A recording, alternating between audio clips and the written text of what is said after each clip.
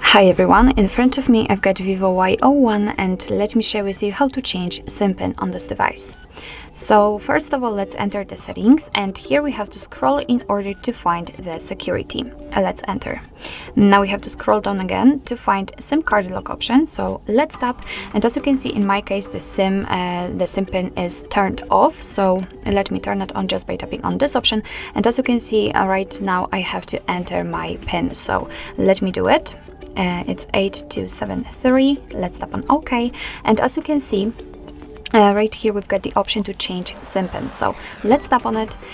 Here we have to enter our current one, so again 8273. Let's tap on OK, and right now we can enter the new one, so simply enter the numbers you'd like to use, so I will pick something like that. Let's tap on OK, and here we have to retype it to confirm. And as you can see, we've got the information that the SIM pin has been changed successfully, which means that from now on, if you'll restart your device, then it will simply require the new pin. So actually, this is it. This is how to change the SIM pin in your VIVO Y01. Thank you so much for watching. I hope that this video was helpful, and if it was, please hit the subscribe button and leave the thumbs up.